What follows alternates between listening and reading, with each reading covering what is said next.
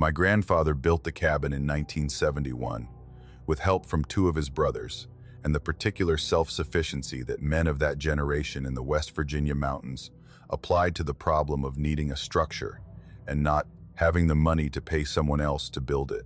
The logs came from the property. The foundation stones came from the creek.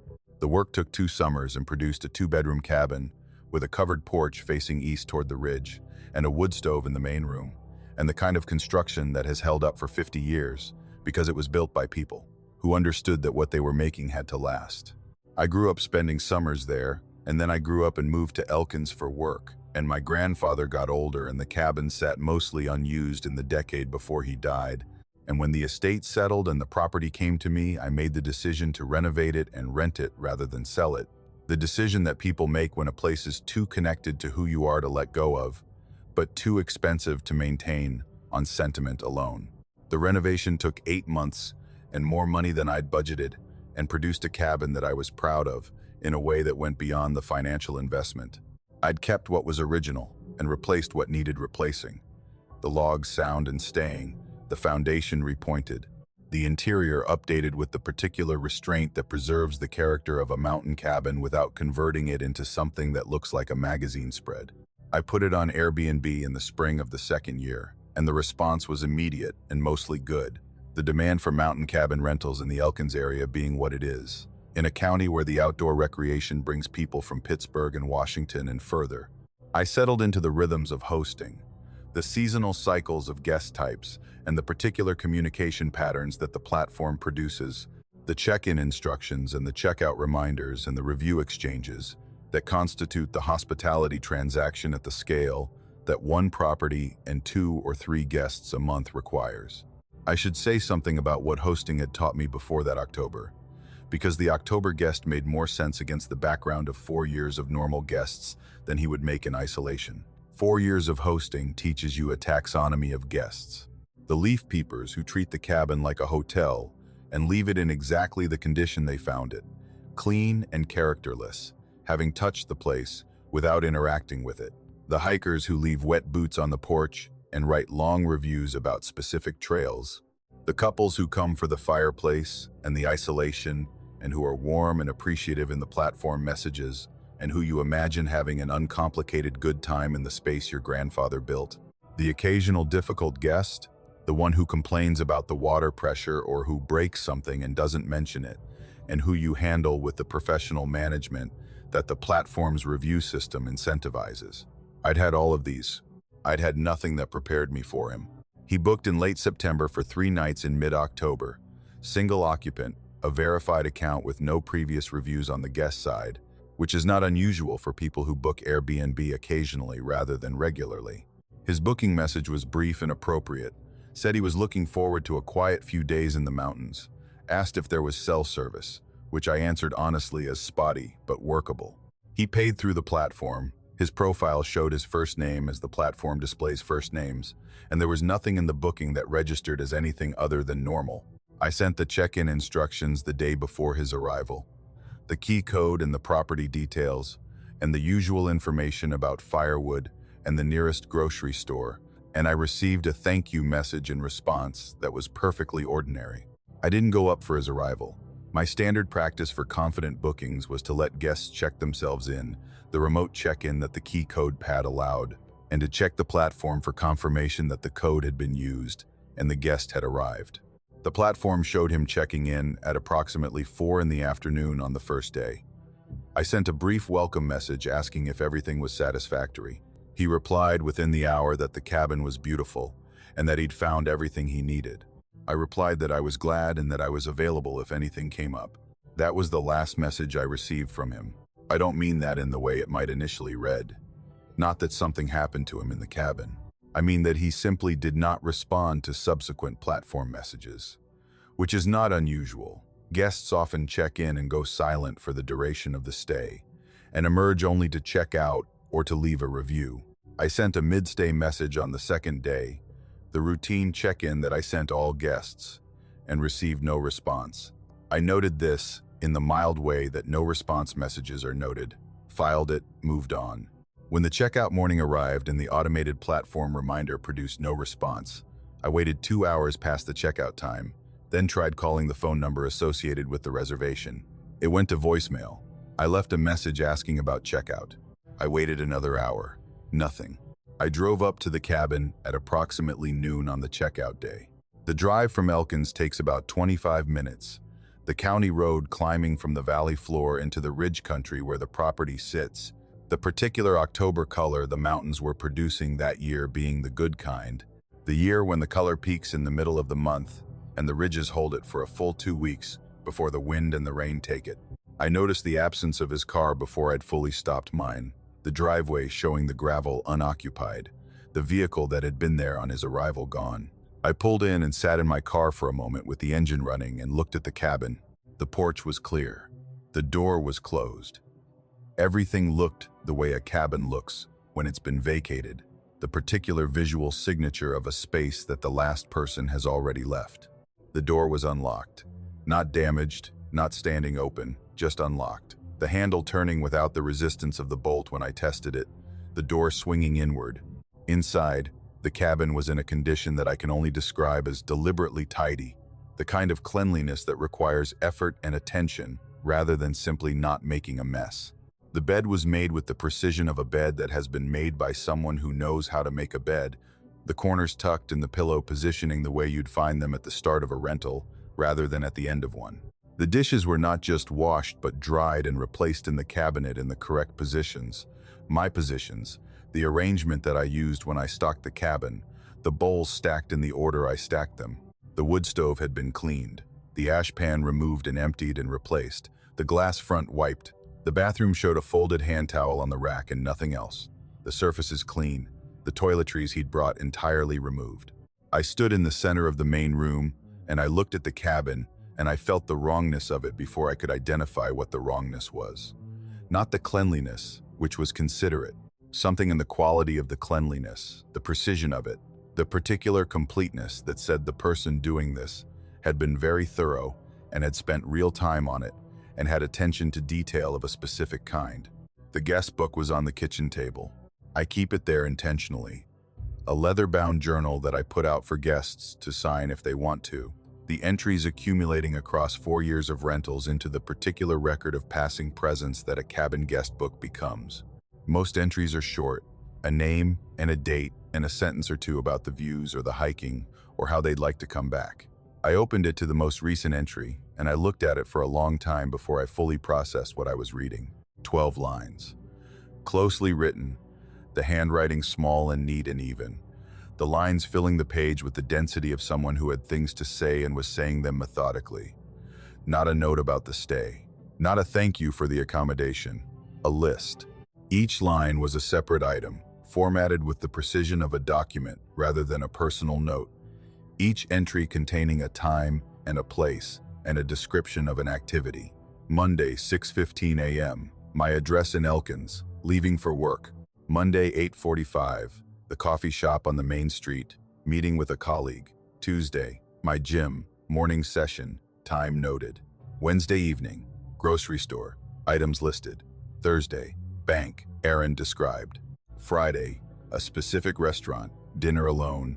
2 weeks of my life, 14 days of my daily routine, documented with the accuracy of direct observation, the times and the locations specific enough that they could only have been produced by someone who had watched me, who had followed me, or stationed themselves in the places I frequented, and had noted what I did and when I did it.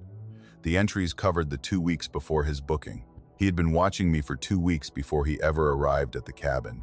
He had spent 3 days in the space my grandfather built, and he had left this document in my guest book, and he had cleaned the cabin with a precision that said he had taken his time, and that had taken his time, and then he had gone.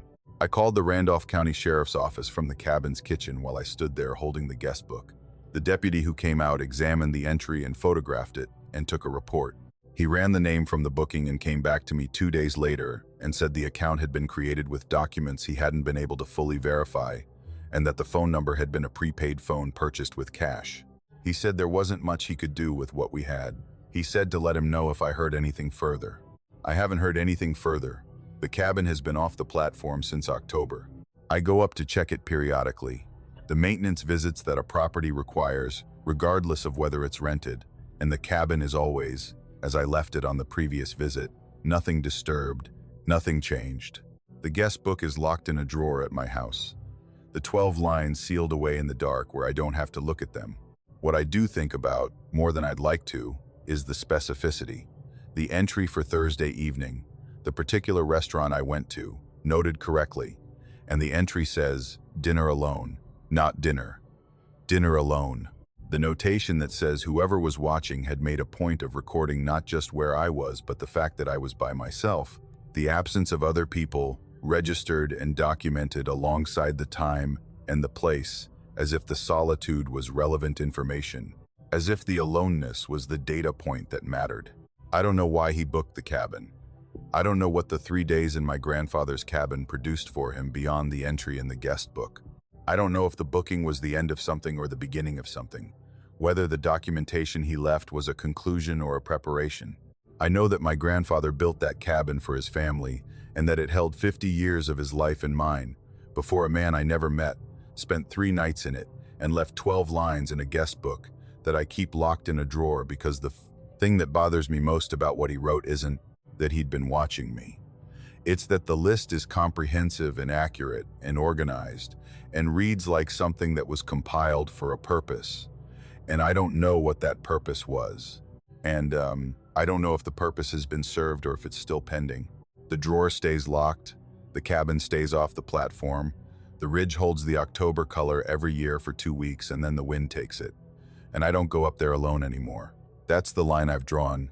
And I've drawn it not from certainty, but from the particular absence of certainty that 12 lines of closely written text in a leather guest book produces when you stand in your grandfather's cabin and read them and understand that the person who wrote them is gone, but that going is not the same as finished. I want to be precise about what I mean when I say the cabin felt wrong, because wrong can mean a lot of things, and most of them are the product of expectation and anxiety, and the particular susceptibility to discomfort that a person alone in an unfamiliar place carries with them before anything unusual has happened. I've traveled alone enough to know the difference between the wrongness, that is my own nervous system, adjusting to a new environment, and the wrongness that is the environment itself. The cabin outside Abingdon was the second kind, and the distinction arrived not with drama but with the quiet accumulation of small details that individually meant nothing and collectively meant something I couldn't ignore.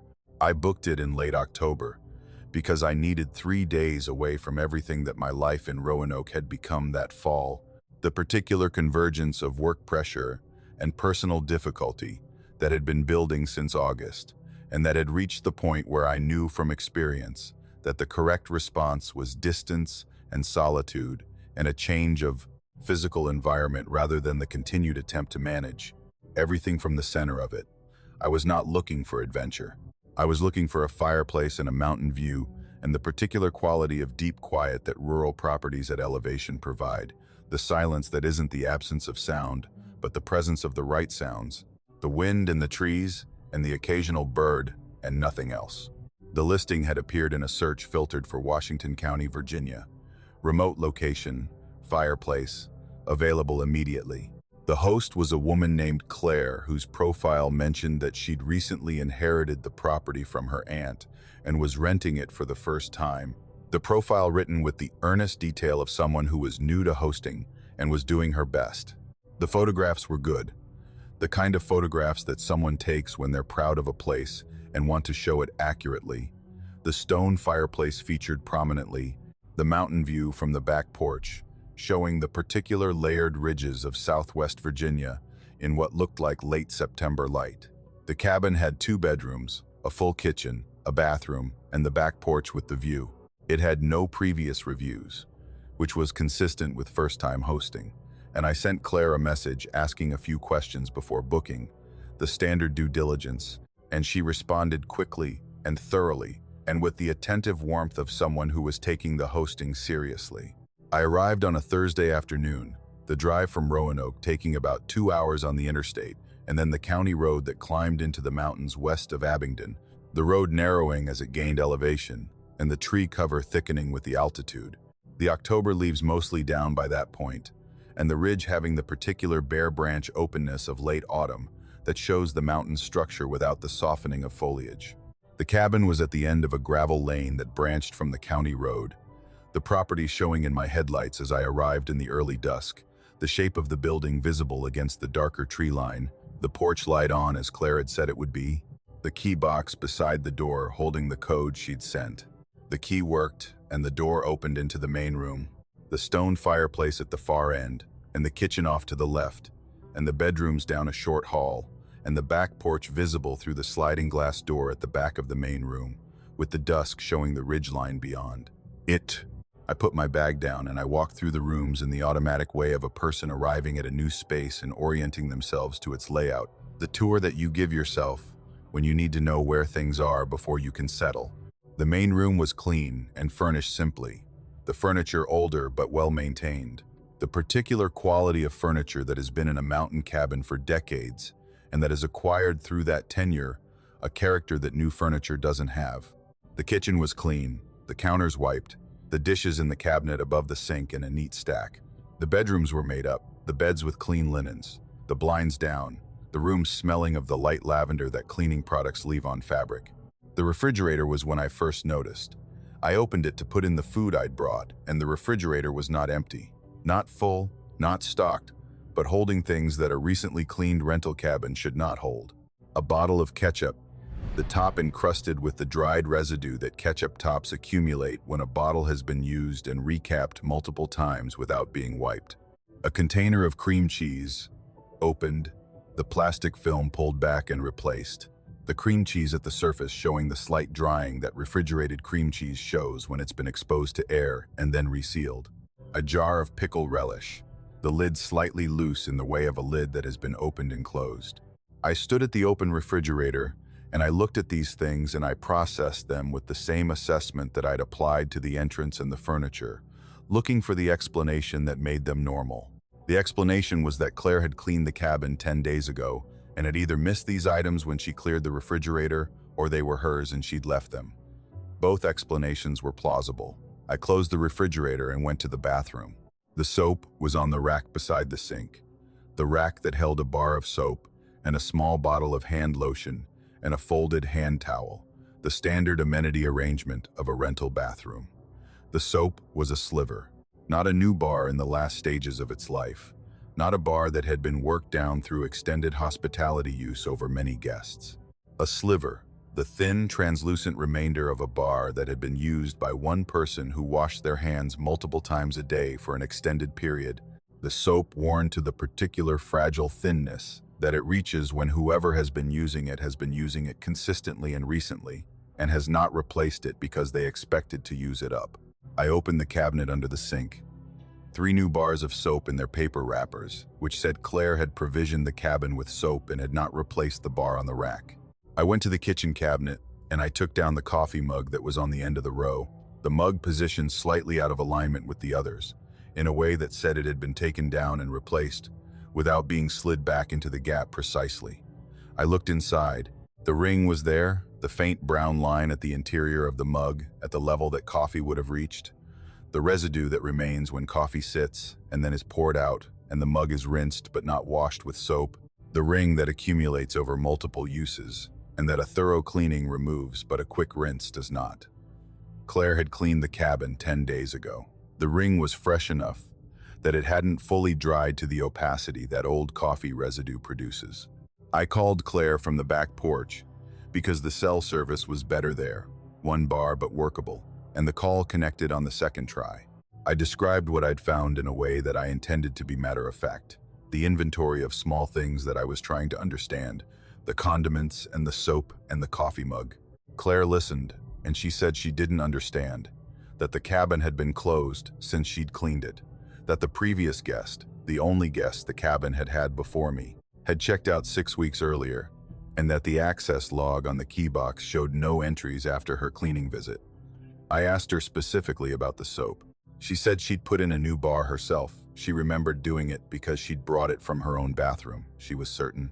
She said nothing beyond describing this certainty, and then she was quiet in the particular way that silences carry weight when they contain an absence of explanation, rather than simply an absence of words. She said she didn't know anyone who had a key. She said it slowly, and with the particular emphasis of someone checking the statement as they make it, confirming it to themselves, while confirming it to me. The key box was the only entry. The key box code was known only to her and to guests through the booking platform, and the access log showed no entries. I slept in the cabin that night because it was dark, and I was 3 hours from home, and the explanation for the soap and the mug and the condiments, while it had no available candidate, had not produced the specific fear that would have sent me back to the car. What it had produced was the particular alertness that unexplained things produce, the state of slightly elevated awareness that manifests as listening more carefully and noticing the sounds that the night brought in around the cabin and checking the door lock twice before I got into bed. The second day I found more things. A book on the shelf in the main room with a receipt tucked into it as a bookmark. The receipt from a gas station in Abingdon dated 3 weeks earlier, which was 2 weeks after Claire's cleaning visit. The receipt was for coffee and a candy bar. The particular minimal transaction of a person stopping at a gas station for a small purchase, and it had been used to mark a page in a paperback novel and placed on the shelf with the other books that Claire had put there as cabin reading. I found the window on the second afternoon. The bedroom at the end of the hall, the one I hadn't chosen to sleep in, had a window that I'd noticed was slightly open when I walked past on the first evening, and that I'd assumed was Claire's ventilation choice. On the second afternoon, I looked at it more carefully. The latch was not in the latched position. The window was a double-hung sash, and the lower sash was raised approximately half an inch. Not enough to be visible from across the room, but enough to feel as a gap when you put your hand to the frame, the outside air coming through the half-inch opening in the thin, cold thread that late October mountain air produces. The paint on the exterior sill was scuffed, the white paint showing the dark marks of a surface that had been contacted by something moving against it, the marks fresh enough that the paint hadn't oxidized to the matte appearance that old scuffs produce. Something had been using this window, not forcing it, not breaking in, using it the way you use a window that opens, the way a person uses a window when the door is locked and the window is the alternative. I called Claire again on the second evening. I told her about the receipt and the window. She was quiet for longer this time before she responded. She asked what the receipt date was. I told her. She said that was 2 weeks after her cleaning visit. She said no guest had been booked between my arrival and the previous guest's checkout 6 weeks ago. She said she didn't know what to tell me. She said she was sorry and that if I wanted to check out early, she would give me a full refund. She said she was going to call a locksmith about the window latch. I checked out the next morning, a day early, and Claire honored the refund without question. We exchanged a few more platform messages in the following days. The particular administrative wrap-up of a problematic stay, and in the last message she sent me, she mentioned that the locksmith had come and assessed the window and had told her the latch had been compromised from the outside, the mechanism showing wear consistent with being operated by someone who knew how the latch worked and who had been operating it regularly. Regularly, the locksmith had said. Not once, regularly. I've thought about the receipt from 3 weeks before my arrival, the receipt for coffee and a candy bar from the gas station in Abingdon, tucked into a book on the shelf as a bookmark in a cabin that the access log said had been empty for weeks. I've thought about who buys coffee and a candy bar and drives up a mountain road to a locked cabin and lets themselves in through a window they've learned to open and reads for a while, and drinks their coffee and leaves the receipt in the book as a marker. I've thought about what they did in the 2 bedrooms and the kitchen and the bathroom, the particular ordinary domestic activities that the used soap and the coffee ring and the opened condiments document, what they did in a space that was prepared and waiting for whoever booked it next, whoever arrived and walked through the rooms, and found the small evidence of occupation that a person leaves when they've been in a place regularly and haven't been concerned about being found out. I don't know who was using that cabin. I don't know if they know it's been discovered. I don't know if they found another window or another place after the locksmith came. I know that Claire put the listing on pause while she had the property assessed, and I know that I haven't been back to Washington County in the year since, and I know that when I book rental properties now, I look first at the soap and the coffee mugs and the refrigerator and the windows before I put my bag down. Because the thing that stays with me isn't finding those items. It's that I almost didn't notice them.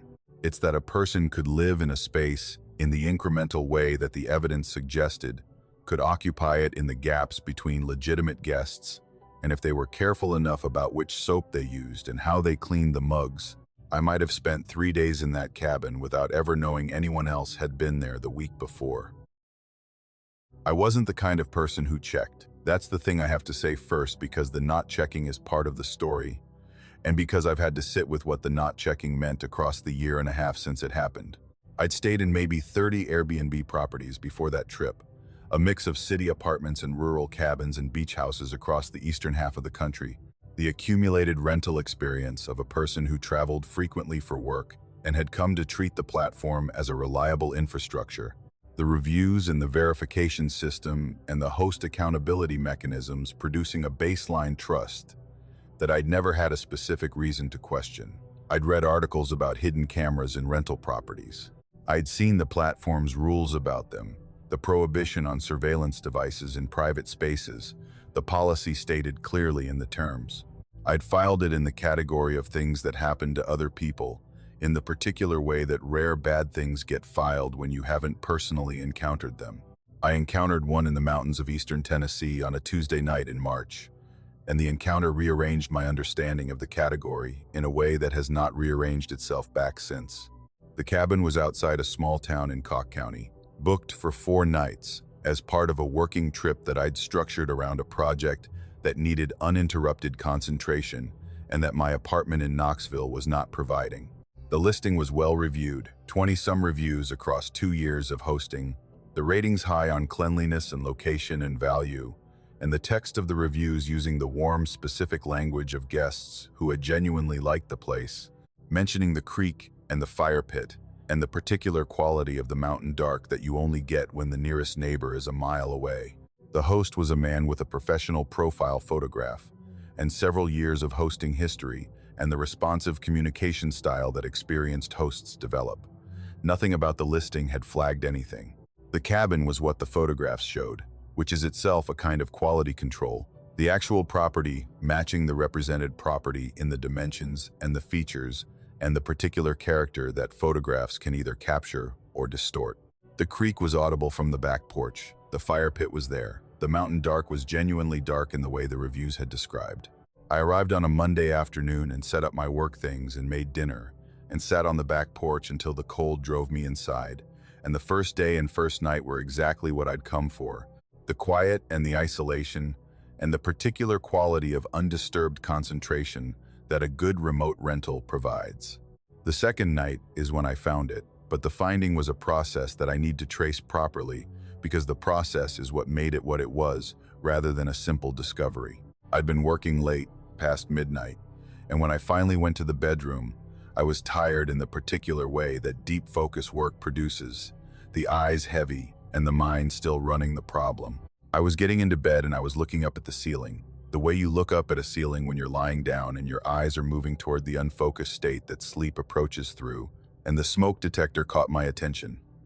Not dramatically, not in any way that would have produced the specific attention it needed if I'd been less tired, if tiredness hadn't slowed my processing enough that I was looking at things longer than I normally would. The smoke detector was on the ceiling, maybe 8 feet above the bed, the standard disc-shaped residential detector in white plastic, the kind in every house and every rental property and every space that has been properly outfitted with fire safety equipment. It looked like a smoke detector, but I looked at it for long enough, in the particular, unfocused way of someone too tired to look away, that I registered what my eyes were telling me before my brain had decided whether it mattered. The angle was wrong, not dramatically wrong, not the kind of misalignment that would have made anyone say that looks wrong if they'd been doing anything other than lying on their back on the bed looking up at it for 30 seconds at midnight. The detector was mounted on the ceiling with 2 screws at the mounting bracket, and the bracket was positioned at an angle relative to the ceiling's orientation that no installer would have chosen, the kind of angle that says this was placed for a purpose that the ceiling's geometry didn't determine. An installer puts a smoke detector where the coverage is best and where the mounting is cleanest, which means oriented to the room's axis, parallel to the walls, centered on the ceiling. This one was rotated maybe 15 degrees from where it should have been, a small deviation that produced no practical difference in smoke detection, and that produced a very specific difference in where the unit was oriented. It was oriented at the bed, not the room in general. The bed specifically, the 15-degree rotation pointing the unit toward the bed's surface with the precision of something that had been positioned rather than installed. I stood on the bed and turned my phone flashlight on and held it at the detector, and I looked at the seam where the cover met the base. The seam had a hairline, a fine crack along the plastic housing that went around more of the circumference than the manufacturing tolerance of a properly built detector produces. This seam said the unit had been opened. The screws in the mounting bracket had stripped heads, the kind of stripping that happens when a screw has been removed and reinserted multiple times with a driver that doesn't fit perfectly, the kind of stripping that doesn't happen to a screw that was installed once and left. The detector had been opened and closed and repositioned, not once but multiple times, by someone who had a reason to access the interior regularly. I held the flashlight at the housing at the angle that the bed-level view provided, and I saw the lens. It was small, a pinhole aperture in the plastic approximately 2 millimeters across, positioned near the outer edge of the housing, where the shadow of the rim and the white plastic would have made it invisible from below, unless the light was directly on it from above. Invisible from the floor. Invisible from anywhere in the room except the bed, at close range, with a direct light. I had found it because I was tired enough to look at the ceiling for 30 seconds before I closed my eyes, and because the light from my phone had been aimed up at it, and because the 15-degree rotation had been enough of a deviation to make me look longer than I would have looked otherwise. I got off the bed. I did not turn on the room lights. I sat on the floor with my back against the bed frame, and I processed what I'd found with the particular stillness of a person who has just understood something that cannot be ununderstood, and who needs a moment before they move, because moving in any direction requires a decision about what to do, and the decision requires the processing to be complete enough to act on. I went through the cabin. I want to be accurate about how this happened because I wasn't a person who knew how to search for surveillance devices, and what I did was not a professional sweep but the application of the specific knowledge I now had, which was what one device looked like and where it had been positioned and what the signs of its installation were, applied to every fixture and fitting in every room of the cabin. I did it with my phone flashlight and the particular focused attention of someone who is not going to miss something because they checked too quickly. It took about 40 minutes. The living room lamp had a device in the base of the shade. The lamp positioned across the room from the couch where the seating arrangement placed anyone in the main room. The lens was in the shade's mounting ring, oriented at the couch. I found it because I turned the lamp shade to examine the exterior, and the rotation brought the aperture into the flashlight beam, and I knew what I was looking at by then. The bathroom device was the one that required the longest to find and the longest to process after finding it. It was in the shower head housing. The lens positioned within the water outlet configuration in a way that the water dispersal pattern obscured the flowing water during a shower, providing a curtain that would have made the aperture invisible in normal shower use, while allowing adequate visual transmission in the intervals before the water ran. I found it because I removed the shower head and looked inside it with the flashlight, not because I'd thought to look there, but because I'd already found two, and I was looking at everything. 3 devices: bedroom, living room, bathroom. The coverage was complete, the 3 locations together covering every significant private space in the cabin, the kitchen being the only space not directly addressed, and the kitchen being the only space in the cabin where a person would not be undressed, or asleep, or engaged in any activity that the phrase private space is designed to describe. I took my bag and my work things and I went to my car. I sat in the car in the driveway with the engine running for approximately an hour.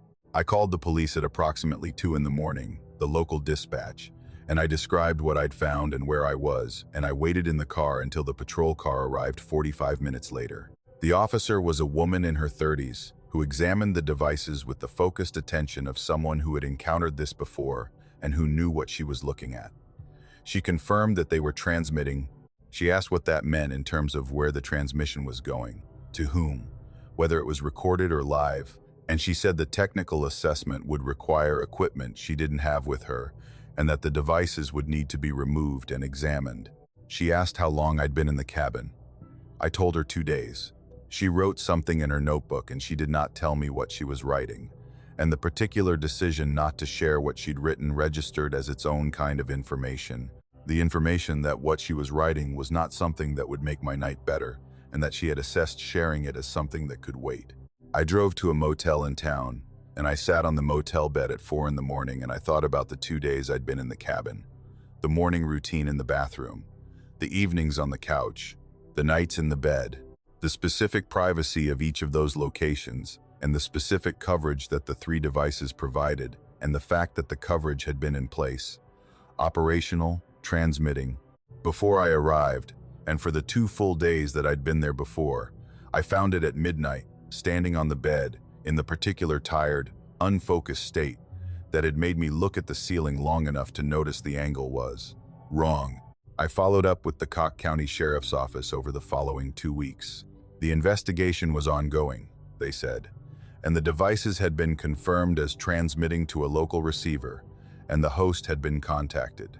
Beyond that, in the way that active investigations are described to the people who reported them, they said they couldn't share details. The host's listing was taken down from the platform within 4 days of my report.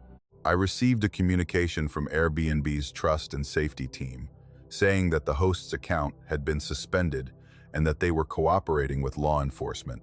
I have not received further information about the investigation or its outcome. I follow the case name I was given in the initial report when I remember to search it, which is less often now than it was in the first months, and the searches produce nothing, which I've decided to accept as the silence of an ongoing process rather than a concluded one. What I have done is become the kind of person who checks every rental property, every hotel room, every temporary accommodation that puts me in a private space I don't control. Smoke detectors and lamps and shower heads and alarm clocks and everything else that sits in a room and could contain something behind its casing.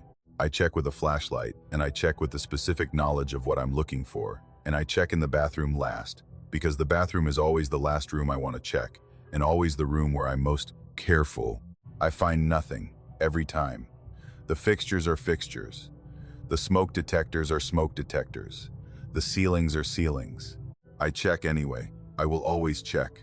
That's what a Tuesday night in Cook County in March produces in a person who had 30 rentals of trust, built up and had it disassembled in 40 minutes with a phone flashlight and the particular exhausted attention of someone who was just trying to go to sleep. I was tired enough to notice. I think about that, how close the not noticing was. How many nights and how many rentals where I went to sleep without looking up. I don't go to sleep without looking up anymore. The check-in instructions were thorough in the way that experienced hosts make them thorough, the kind of document that gets refined across multiple guest stays as the host learns which questions come up repeatedly and adds the answers preemptively. The key box combination, the Wi-Fi password, the quirks of the wood stove damper that required a specific adjustment to draw correctly, the location of the extra firewood stacked on the far side of the barn, the reminder that the well water was safe to drink, but had a mineral taste that some guests found strong. I read through it on the drive up, my passenger reading it aloud while I navigated the last section of dirt road that the GPS had not been fully prepared for, the road narrowing in the way that Ashe County back roads narrow when they've been maintained by the county to the standard that connects properties rather than the standard that serves traffic. The note about the neighbor was near the end. Mr. Harlan, the instructions said, had lived on the adjacent property for many years and was a good neighbor in the traditional mountain sense of someone who kept to himself and didn't cause trouble and could be relied on if there was a genuine problem. The instructions said he was aware that the cabin was rented and that he occasionally kept an eye on things, which the host framed as a positive, the free watchfulness of a longtime local, providing an additional layer of security for a property that sat empty between guests. The instructions gave his first name as Earl and said he was friendly if you encountered him, and that there was no need to be concerned if he appeared at the tree line, since he was just checking that everything was in order. I read this and filed it in the category of local color. The particular character notes that rural rental listings include to contextualize the environment for guests who are coming from places where neighbors are not visible presences and where a man at the tree line would require explanation. The cabin was worth the drive. It sat in a clearing at the end of the road, with the ridgeline visible to the north, and the pine woods on three sides, and the particular quality of late October light that the mountains produce when the leaves are down, and the sky is the specific flat blue of the high-pressure systems that come through after the first cold.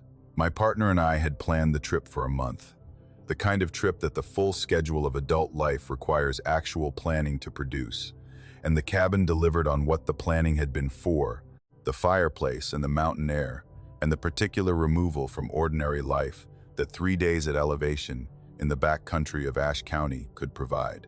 I saw him the first morning. I was on the porch with coffee at approximately 8, the October morning cold enough that the steam from the mug was visible and that I was wearing the heavy jacket I'd brought specifically for the porch mornings.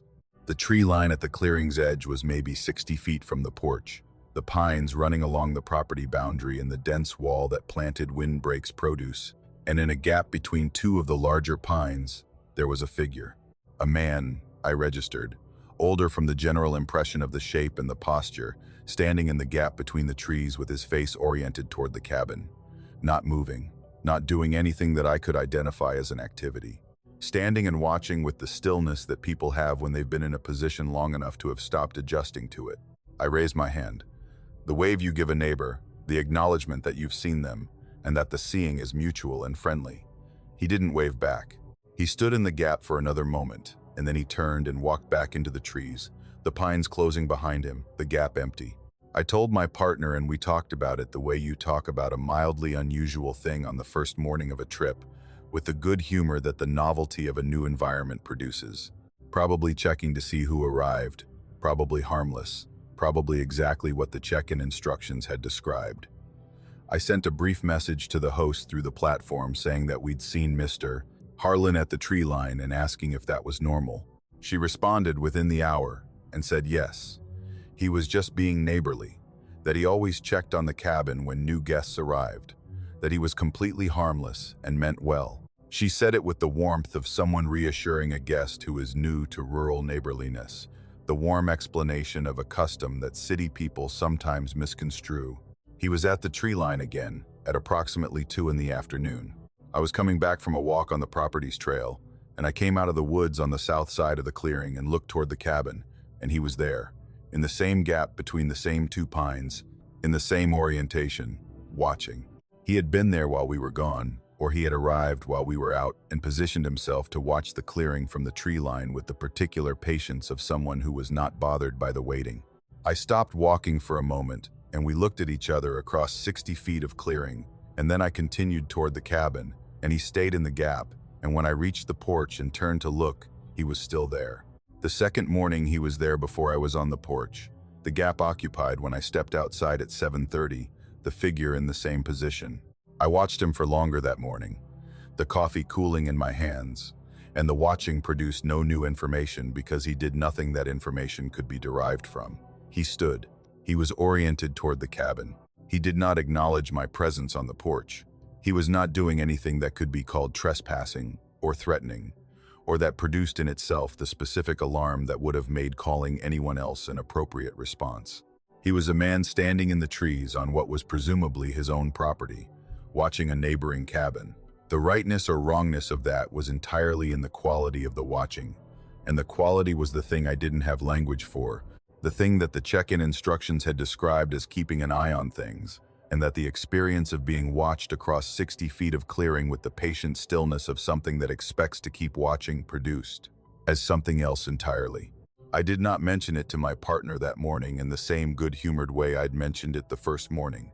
I mentioned it differently, and my partner, who was a more practical person than me about most things, went to the porch and looked and came back inside and said something had changed in their assessment of the trip.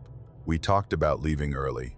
We decided to stay because 3 days was what we had, and leaving early felt like yielding to something that didn't have a concrete enough shape to yield to, that the man at the tree line was a real thing but not yet a specifically threatening thing, and that the specific threatening thing would be required before we gave up what we'd planned. The second afternoon I drove down the dirt road to where the properties divided, and I looked at the land on the other side of the tree line. The adjacent property showed a house set back from the road, maybe 200 yards, an older house in the style of the county's mid-century farmhouses, maintained, but not recently, the kind of house that has been lived in continuously and that absorbs over decades the particular character of a single long occupancy. There was a vehicle in the driveway, an older pickup, and there was no other indication of activity. The tree line that bordered our cabin's clearing ran from the back of his property to the road in a wall of planted pines that had been there long enough to be fully mature, the kind of planting that someone does to define a boundary and to block a view in a way that said the planting had been deliberate and the blocking had been the point. I drove back to the cabin, and I sat on the porch that afternoon and I thought about the planting. The pines blocked the view from his property to ours except through the gaps, the specific gaps between the trees that he stood in when he watched. He had planted the boundary, or his family had planted it, the trees old enough to predate the cabin's construction, and the gaps in the planting were where they were because they were where he needed them to be. The sight lines through them, oriented at the clearing and at the cabin's porch, and at the cabin's front face with the precision of gaps that were left rather than produced by uneven growth. My partner went to bed at 10 on the second night, and I stayed up later, sitting with the wood stove. At approximately 11:30, I went to the kitchen for water and I looked out the kitchen window, which faced the tree line on the west side of the clearing. The clearing was visible in the ambient light that a clear October sky provides when the moon is partial and there are no competing lights within a mile. The gap in the tree line was occupied. The figure was there, standing in the same position, in the dark, at 11:30 at night, watching the cabin. The watching at night was a different thing from the watching in the daytime. The daytime watching had the explainability of neighborliness, the tradition of watching described in the check-in instructions. However unsatisfying that explanation was becoming, the nighttime watching had no explanation that the tradition of neighborliness provided. You don't stand in a gap in a tree line at 11:30 at night watching a neighboring cabin because you're being neighborly. You stand in a gap in a tree line at 11:30 at night watching a neighboring cabin because the watching is the point, and the watching requires the dark and the particular privacy of a time when the people you're watching have no reason to look back. I turned off the kitchen light before he could see me at the window, and I went to bed with the wood stove banked and the door locked, and the knowledge that whatever Mr. Harlan was watching for, he was watching for it in the dark, and had been watching for it in the dark on the nights before this one, on the nights when previous guests were in the cabin and had no idea that the gap in the tree line was occupied, and on the nights before the cabin was built, when the land was just a clearing in the pines and whatever he watched there, he watched alone. We left the next morning. Not at checkout time, earlier, packing the car before 8 and driving down the dirt road without sending the host a message. The departure produced without the particular courtesy of explanation, because the explanation was the thing I didn't know how to write in a platform message and have it sound like anything other than a complaint about an old man. Looking at a cabin, I left a review, 5 stars for the cabin itself and the location because those things were as described. 1 star for the experience because the experience was what it was.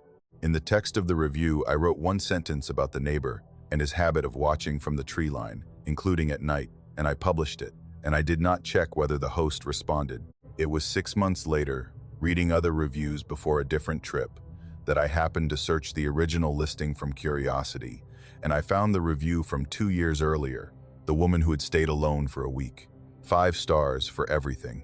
And the last sentence, added after the main review as if she'd thought of it after submitting and had gone back to add it, standing alone in the review with no response from the host below it. She wrote, "The man in the trees watches at night too." Not two as in, I noticed something the previous reviewers hadn't mentioned. 2 as in she was adding her account to others, as if she'd read similar observations and was confirming them. As if the watching at night was a known feature of the cabin that the reviews documented among themselves while the host absorbed without responding. I don't know how many guests saw him in that gap at night. I don't know how long he had been standing in those planted gaps in the dark, watching the cabins that had been built in the clearing that had once just been his to watch.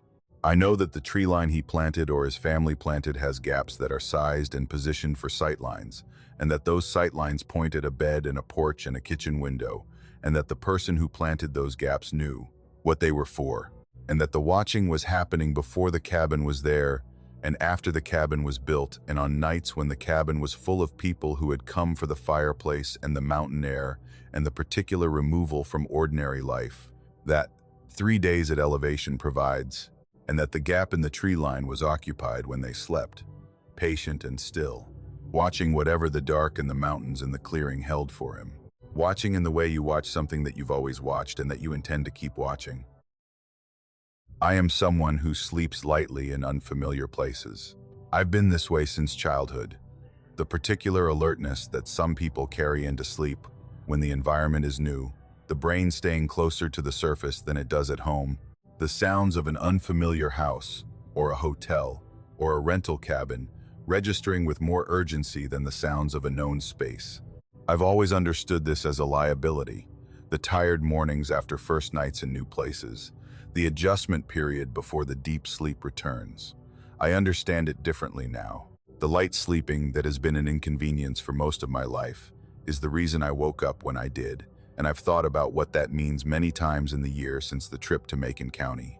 The cabin was a solo booking, a long weekend in November, the kind of solitary retreat that had become a practice for me over the years. I took 3 or 4 of them a year, usually in the off-season, when the rental rates dropped and the properties were less populated with the weekend trip crowd. The particular quality of a mountain cabin in November, when the tourist season has ended and the roads are quiet, producing the solitude that the trips were for. I was a careful booker, the kind of person who read every review and every host response and who messaged hosts with questions before committing, not from anxiety, but from the practical application of the information that was available to anyone who took the time to use it.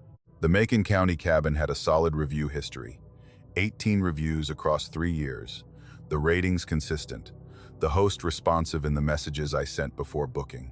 Nothing had flagged anything.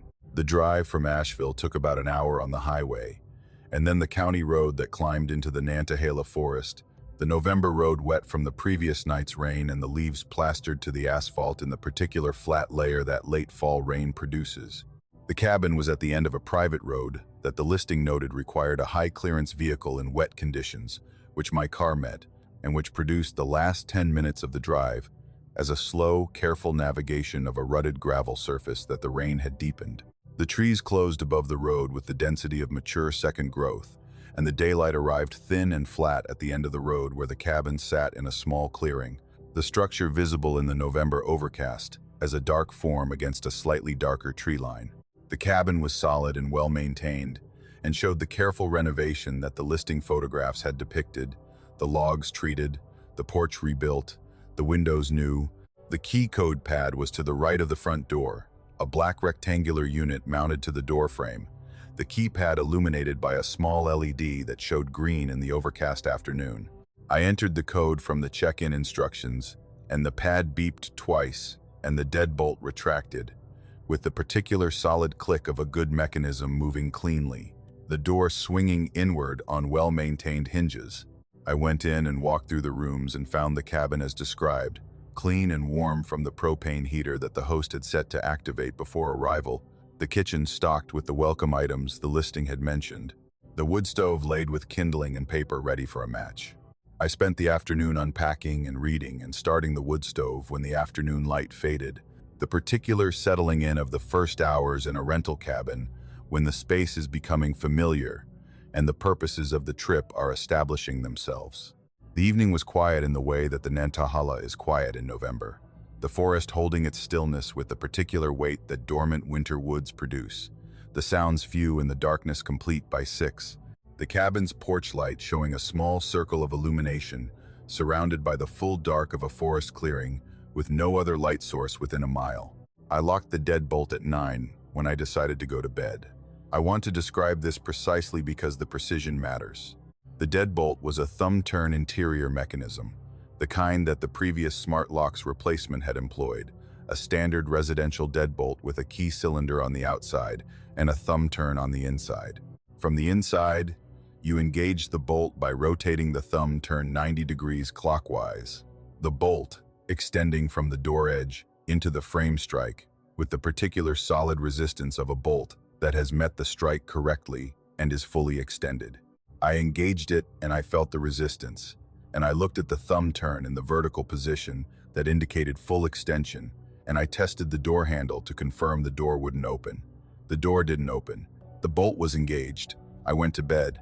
The room I was sleeping in was at the back of the cabin, the bedroom farthest from the front door, with the door to the hall open. From the bed, I could see the hall and the beginning of the main room beyond it, in the ambient light from the wood stove's coals. I'd been asleep for what felt like several hours, the deep sleep of the first night in a cold and unfamiliar place that the exhaustion of the drive and the wood stove warmth combined to produce, when the sound pulled me up. Two sounds, separated by maybe a second. The first was the deadbolt, the distinctive click of a bolt retracting, the mechanical sound of a lock opening, the particular two-part sound of the cylinder turning and the bolt withdrawing, a sound I know from years of entering and leaving through dead-bolted doors, and that is not a sound I could have mistaken for anything else the cabin contained. The second was the hinges, the faint creak of a door swinging inward on hinges that were well-maintained but not silent, the creak brief and directional and coming from the front of the cabin. I was standing before I was fully awake. Not sitting up, not gradually rising. Standing, with my feet on the floor and my body oriented toward the doorway. The body, having made the decision to be upright and moving before the mind, had assembled the sequence of sounds into a complete picture. I moved through the hall with the particular controlled speed of a person who is moving toward something they don't want to approach, but toward which approach is the only available action. The main room opened ahead of me, the wood stove coals showing a dim red that provided no real illumination. The front door visible as a dark rectangle in the darker room. The door was open, approximately 4 inches, the gap showing the dark of the outside night, the November air coming through the gap in the thin, cold thread that below 40-degree air produces when it finds an opening into a heated space. The wood stove coals lit the gap faintly, the outside dark showing at the door's edge, in the way that absolute darkness shows when there is a minimal light source to contrast against. I went to the door. I looked through the gap, and then I opened it wider and stepped onto the porch because the gap was not enough to see clearly and I needed to see clearly. The porch was empty. The clearing beyond the porch was empty in the way that absolute darkness makes things empty when there is nothing to see and no light to see by. The circle of the porch light showing the porch boards, and the first few feet of the clearing's gravel and nothing else. No figure, no vehicle, no sound of movement in the dark beyond the light's edge. The night was still and cold, and the forest held its November silence, and the clearing held nothing that the light could find. I closed the door. I engaged the deadbolt. I turned the thumb turn and felt the resistance of the bolt extending, and looked at the thumb turn in the vertical position, and tested the door handle. I sat down in the main room chair facing the door with the wood stove behind me, and I did not go back to bed. In the morning, I examined the lock. The key code pad on the outside was intact. The LED green, the mechanism showing no tampering. The door frame and the strike plate showed no damage, no forced entry, no marks of any kind that the overnight opening had left in the hardware. I looked at the thumb turn interior mechanism, the only thing that could have retracted the bolt from the inside. It was in the locked position. I had returned it to the locked position when I re-engaged the bolt at 2 in the morning, and it was in the locked position, which meant nothing about how it had reached the unlocked position at 2 in the morning while I was in the back bedroom. I called the host. Her name was Dana.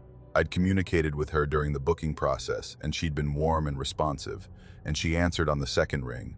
I described what had happened in the careful way that I'd been composing since morning, the sequence of sounds in the door and the examination of the lock. She was quiet in a way that said she was processing something rather than simply receiving information. I asked if anyone else had a key to the property. She said no, that the key code was the only entry mechanism, and that the code was changed between guests. She said it with the certainty of someone who had thought about this question before. I asked about the lock, whether the current lock had ever behaved unexpectedly. She said no.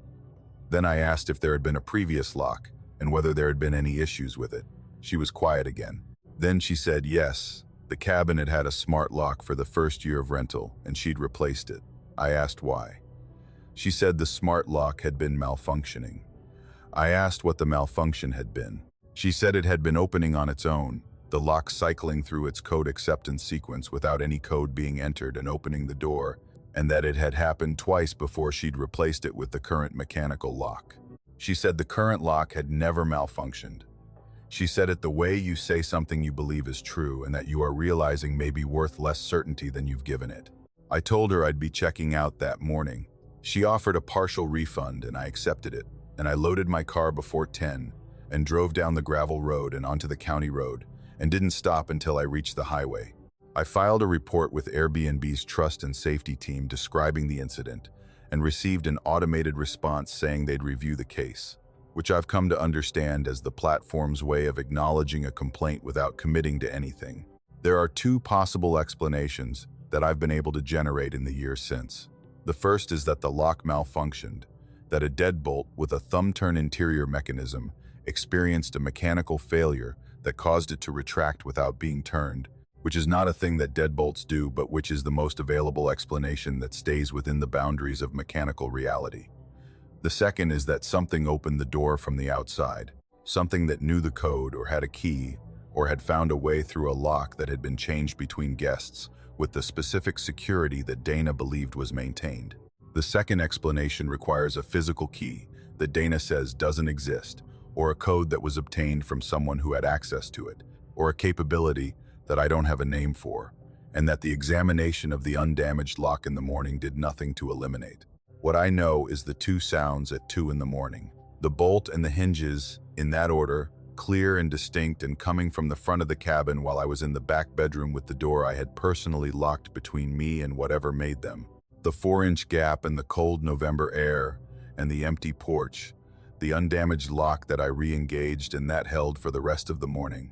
And Dana's voice on the phone when I asked what the previous lock had done, the pause before she answered.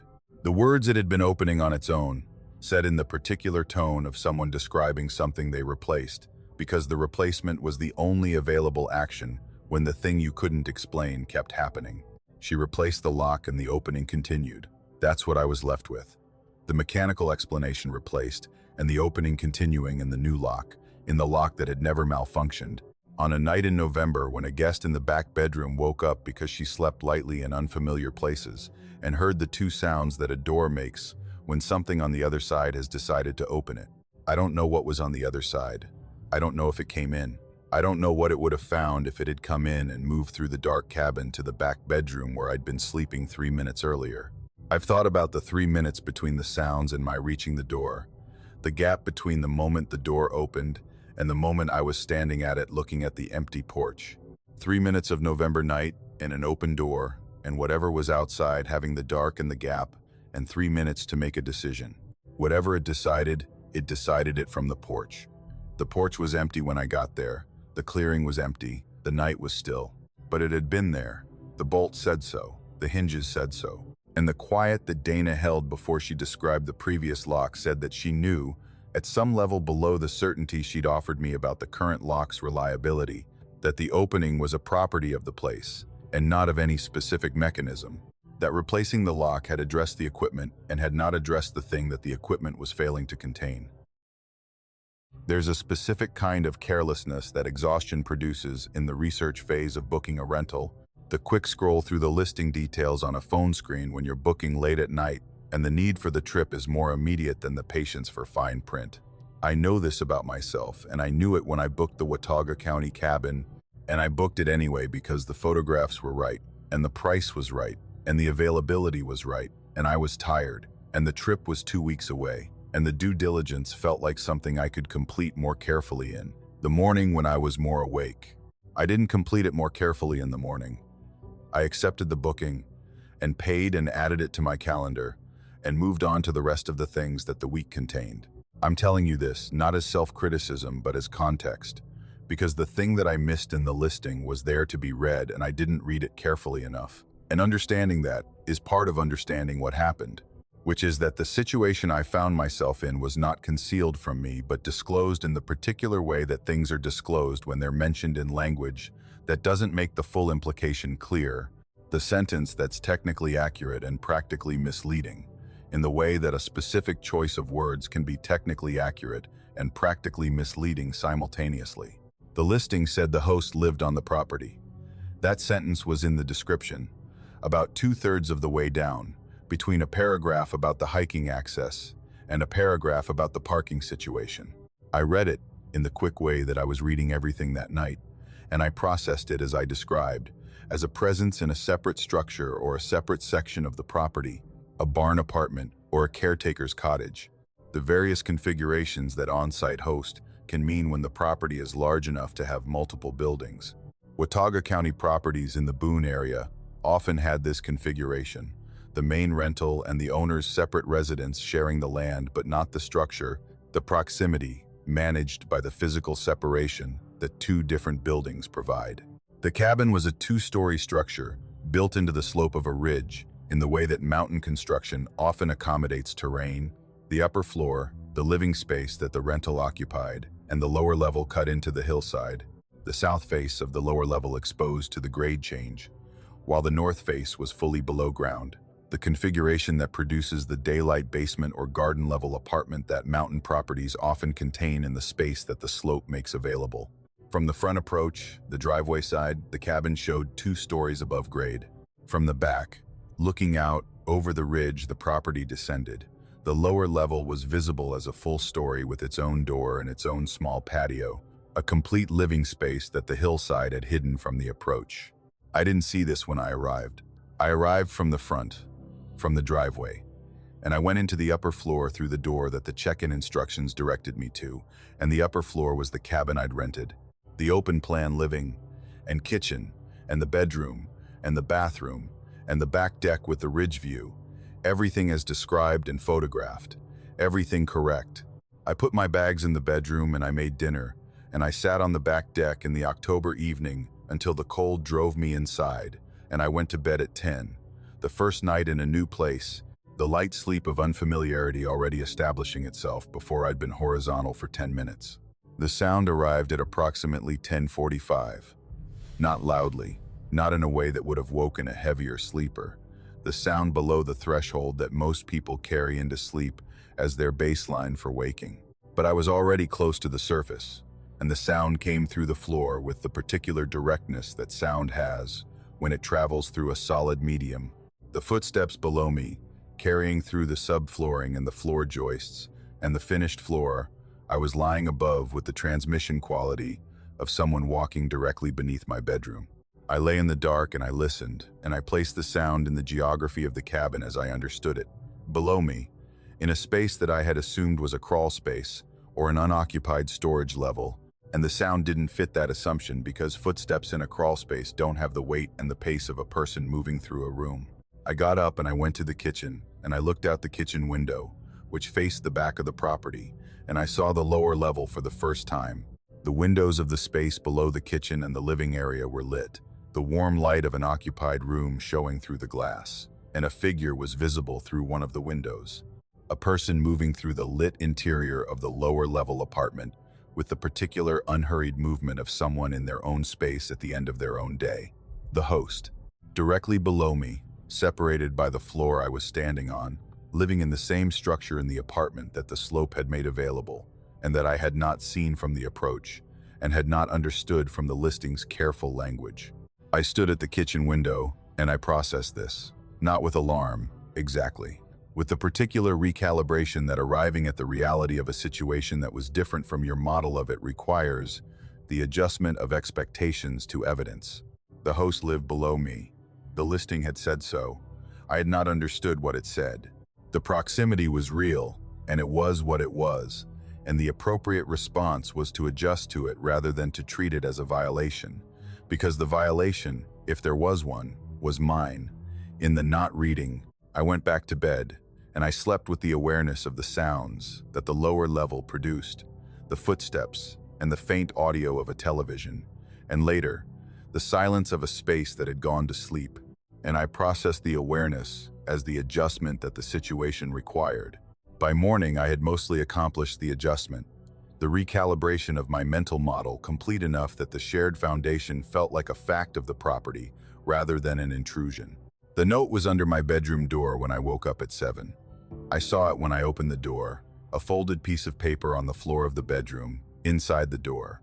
I stood in the doorway and I looked at the paper, and the looking lasted longer than finding a note under a door normally requires, because I was doing the spatial calculation that the note's presence demanded. The note was inside my bedroom. The bedroom had one door, which opened to the hallway. The hallway was the only approach to the door. The note was on the floor on the bedroom side of the door, not the hallway side, not slipped through the gap from the outside, but placed on the inside, which meant it had been placed from within the room. The room I had slept in. The room I had been in since 10 o'clock the previous evening. The room whose door I had closed before I got into bed and which I had not opened until this moment. I picked up the note. The paper was folded once, a single sheet of lined notebook paper, and the handwriting inside was neat and small, and said 4 words. The window was open last night, nothing else. No greeting, no signature, no explanation of why the window status warranted a note, or how the note had arrived in the position it was in. I went to the window. The bedroom window was a standard double-hung sash, and I checked the latch, which was in the unlatched position. The latch rotated to the unlocked orientation that I had not left it in when I'd checked the room the previous evening, in the unconscious survey of a person settling into an unfamiliar space. I lifted the lower sash and it rose freely, unobstructed, the October air coming through the opening with the particular sharpness of a mountain morning at 5,000 feet. The exterior of the windowsill was accessible from the lower level's patio, the hillside grade putting the bedroom window at approximately shoulder height from the patio surface below. Someone standing on the patio below my bedroom window could reach the windowsill, could reach the latch if the window were already partially open, could deliver a note through a window that was open and had been open during the night, or could have come through the window. I called the host from the back deck, the number and the check-in instructions, and she answered quickly. I described the note and its location, and I described the window, and she was quiet, in a way I'd come to recognize by then. The particular quality of quiet that contained processing rather than merely the absence of words. She said she had slipped the note under my door that morning before I woke up to let me know the window had been open because she had noticed it when she walked to her car, the approach to the parking area taking her past the side of the building where the bedroom window was visible. She said she had knocked first and gotten no response and had not wanted to wake me, so she'd slipped the note under the door. I said the note was on the inside of the door, the bedroom side. She was quiet again. Then she said maybe it had caught on the door and been pushed to the inside when I opened the door. I thought about the physics of that. The paper entering under the door from the hallway side and being displaced inward by the door's swing. And the physics were not impossible, but they required the paper to have been partially under the door and partially in the room, which was not the position of a note that had been slipped under a door from the hallway side. I said I was going to check out. She said she was sorry I was uncomfortable and that she hoped I'd leave a fair review. She said it with the practiced composure of someone who had navigated this conversation before, who knew the particular sequence of a guest discovering the proximity and choosing to leave, who had the language for it already prepared. I checked out, and I drove down the mountain, and I filed a review that described the situation accurately. The on-site host in the lower level, the sounds through the floor, the note. I described the note's location as I had found it, and I noted that the host's explanation did not account for the physics, and I left the review published, and I did not check whether the host responded. What I've thought about in the time since is not the note's location, though I've thought about that. It's the window. The note said the window was open last night, not this morning. Last night, which means it was observed last night, in the dark, from a position close enough to the bedroom window to see that the window was open and to know that I was sleeping inside it. A position that the patio below my window provided, in the dark, at whatever hour the observation was made. She said she'd noticed it that morning on her way to her car. The note said last night. One of those things was not right, and I chose to leave rather than sit with the particular discomfort of working out which one. I chose to leave. That was the correct response, and I made it. But the note is what it is, and the window is what it is. And whatever was observed from below my bedroom window in the dark of that October night was observed with the patient proximity of something that had established, over however many guests had occupied the floor above, that the floor above was worth watching. From below, in the dark, while the person upstairs slept with their window open and thought they were alone.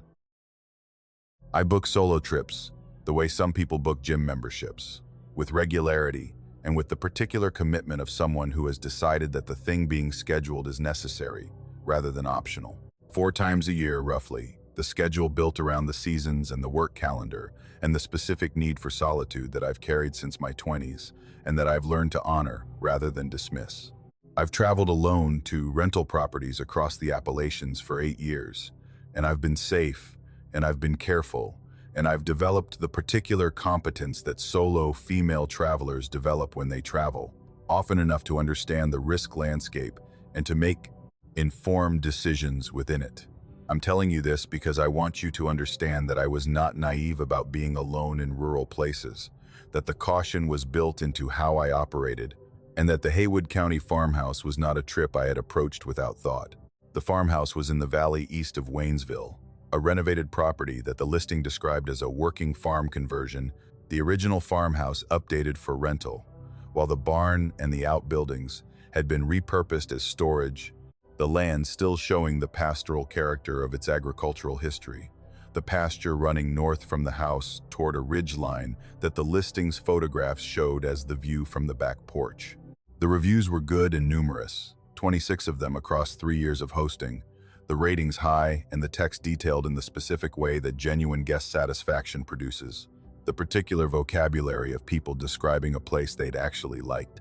I'd booked it for 5 days in September for a project that needed the kind of sustained attention that my apartment in Asheville wasn't providing, the particular interference of city life with the particular kind of work that needs uninterrupted hours. I arrived on a Sunday evening, and the farmhouse was what the photographs had shown, the renovation careful, and the setting exactly the pastoral September landscape that the listing had depicted, the pasture running north from the back porch toward the ridge in the amber light of the early evening. I unpacked and set up my work things and made dinner and sat on the back porch as the evening came in, and I felt the familiar settling of arriving at a place that would work for what I needed. The first night was good sleep, and the Monday was good work, and the trip was proceeding in the way that the good ones proceed. The car was at the farm's road entrance on Tuesday morning. I noticed it when I went out to get something from my car at approximately 9. A dark sedan parked on the grass verge where the farm's gravel lane met the county road, parked with the purposeful positioning of a vehicle that has been pulled off to stop, rather than the incidental positioning of a vehicle that is pulled over briefly.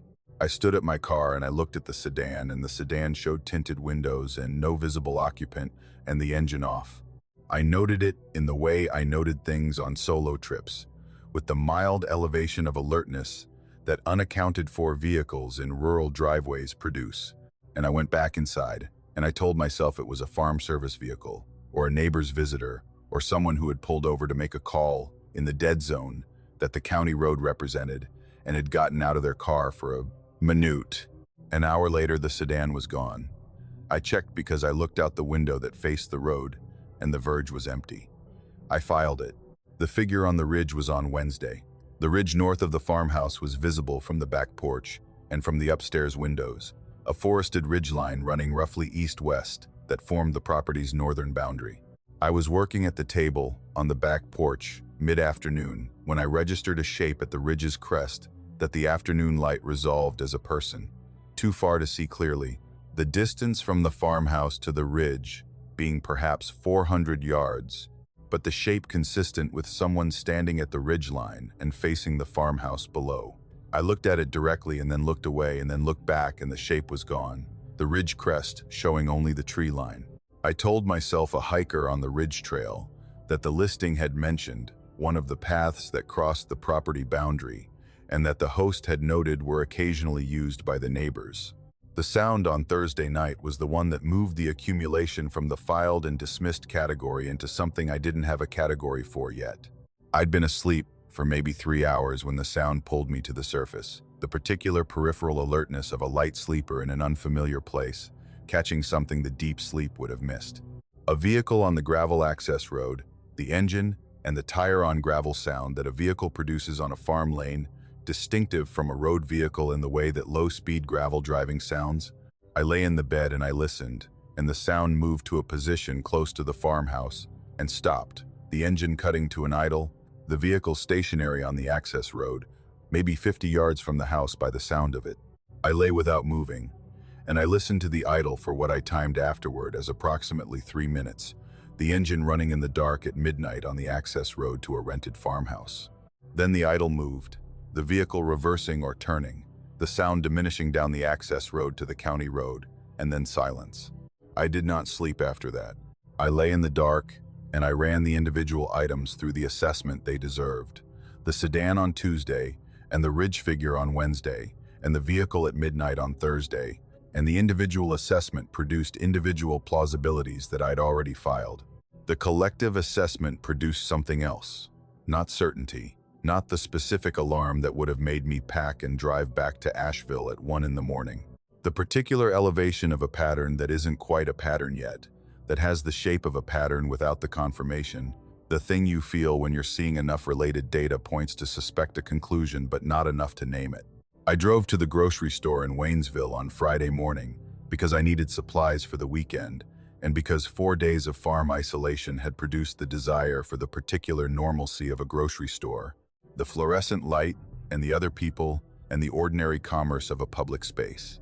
The store was the county's main grocery, a larger independent that served the rural communities around Waynesville, and I was in the checkout line with my basket when the cashier, a middle-aged woman whose name tag said Donna, looked at me with the particular attention of someone who was deciding whether to say something. She asked if I was from around here. I said no, I was staying at a farmhouse for a few days. She asked which one, and I told her the road and the general location without the address, and her expression shifted in a way that said the location had told her something. She asked if I was alone up there. I said I was. I said it with the slight self-consciousness of a solo female traveler being asked the question, already constructing the reasonable response to whatever concern she was about to express. She said she thought I should know something. She said it in the particular low voice of someone who is being deliberate about who can hear them. The cashier voice dropped to the register of a private communication, and she said that a few properties in the county had been identified. She didn't know the right word for it, put on some kind of list, and that the farmhouse road she recognized as one of them. I asked what kind of list. She said she didn't know exactly who was keeping it, that it had come up in the county in the past 2 years, that the sheriff's department had been looking into it. She said the properties on the list were places where single guests stayed, that there had been incidents. She said she didn't want to alarm me, but she thought someone staying there alone should know. I asked what kind of incidents. She looked at the line behind me and said she couldn't say more than she had, and she was sorry to be the one. And she finished the transaction, and I carried my groceries to my car and I sat in the parking lot. The sedan on Tuesday, the Ridge figure on Wednesday, the midnight vehicle on Thursday, and a list, maintained by someone unknown, of properties in the county where solo guests stayed, and a sheriff's department that had been looking into incidents connected to that list for 2 years. I drove back to the farmhouse and I packed my things in 45 minutes. The efficiency of a person who has made a decision and is implementing it rather than deliberating. I messaged the host through the platform saying, I had a family situation that required me to leave early, and thanking her for the property. The message designed to be true in the limited sense and to not invite conversation, and I drove to Waynesville and I called the Haywood County Sheriff's Office from the parking lot of a diner, and I reported what Donna had told me and described the 3 incidents I'd observed. The deputy I spoke with listened and asked follow-up questions and took a report.